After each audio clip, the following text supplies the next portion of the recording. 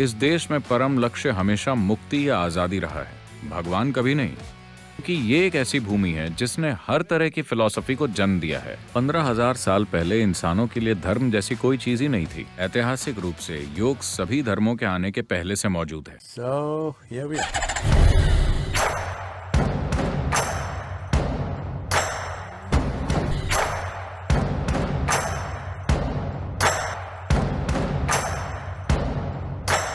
क्या आप योग को हिंदू धर्म या हिंदू विचारधारा का एक हिस्सा नहीं समझते? क्योंकि बहुत से लोग कह रहे हैं कि योग मुस्लिम धर्म के या ईसाई धर्म के खिलाफ है।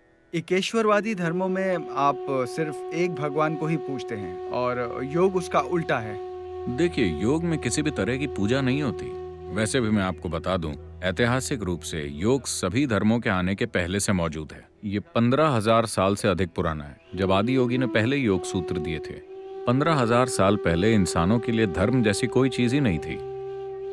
उस समय उन्होंने समझाया कि इस इंसानी तंत्र को कैसे हम उच्चतम स्तर तक ले जा सकते हैं ताकि एक ऐसा अनुभव पैदा हो। देखिए, खुश रहना अपने आप में कोई लक्ष्य नहीं है। अगर आप अपने खुद के स्वभाव से ही खुश हैं तो इसका मतलब है कि आपके अंदर दुखी होने का डर चला गया है। जब दुखी होने का कोई डर नहीं हो, सिर्फ तभी आप अपने जीवन को पूरी तरह से जी पाएंगे। नहीं तो आप हमेशा आधा कदम ही बढ़ाएंगे। आप जिन्हें धर्म कह रहे हैं वो ज्यादातर दुखी होने के डर का नाजायज फायदा उठा रहे हैं।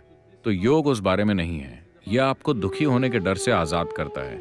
यह आपको किसी भी सत्ता के बंधन से मुक्त करता है, चाहे वो गुरु हो, कोई संगठन हो या भगवान हो। यह आपको उन सब से मुक्त करता है। तो इस मायने में आप कह रहे हैं कि योग हिंदू धर्म या हिंदू फिलॉसफी से भी पुराना है? ये 15,000 साल से अधिक पुराना है। सबसे पहले इसलिए इसे सीमाओं में नहीं बांधा जा सकता।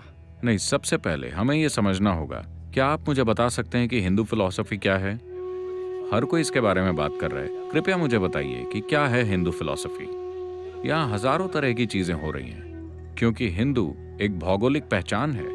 हिमालय और हिंदू सागर, हिंद महासागर को पहले इसी नाम से जाना जाता था। इनके बीच की जो भूमि है वो भूमि हिंदू है। तो जो भी इस भूमि पर पैदा हुआ वो हिंदू है।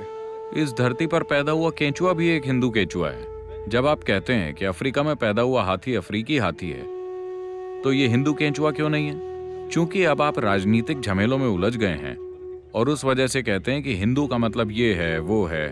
नहीं, ये एक भौगोलिक पहचान है, क्योंकि हम लोगों को एहसास हो गया था इन भौगोलिक पहलुओं के बिना हम फल फूल नहीं सकते थे।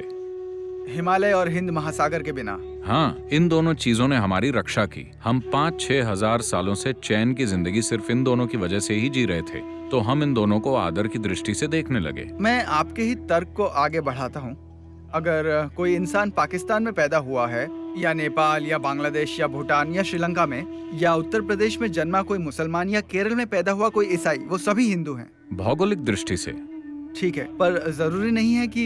देखिए, सबसे पहले मुझे ये बताइए कि हिंदू धर्म या हिंदू फिलॉसफी क्या है? क्या आप जानते हैं? नहीं, इसीलिए तो मैं आपके पास आया हूँ। यही तो मैं कह रहा हूँ। ऐसा नहीं है कि सिर्फ आप नहीं जानते। सबसे बड़े विद्वान से पूछिए, क्या वो जानता है कि हिंदू फिलॉसफी क्या है? ऐसी कोई चीज ही नहीं है, क्योंकि ये एक ऐसी भूमि है जिसने हर तरह की फिलॉसफी को जन्म दिया है। हर तरह की। Every kind. Because this has always been a land of seekers, never a land of believers. We never believed it. क्योंकि ये हमेशा से खोज करने वालों की भूमि रही है, विश्वास करने वालों की नहीं। इस देश में परम लक्ष्य हमेशा मुक्ति या आजादी रहा है, भगवान कभी नहीं। कभी कोई विश्वास प्रणाली नहीं रही। हमेशा सवाल उठाना, हर चीज पर विवाद करना, खोज करना ही यहाँ पर जीवन का तरीका रहा है। तो हिंदू धर्म जैसी किसी चीज का सवाल ही कहाँ उठता है? सिर्फ मुकाबले में, राजनीतिक होड़ में आप खुद को ये या वो कह रहे हैं।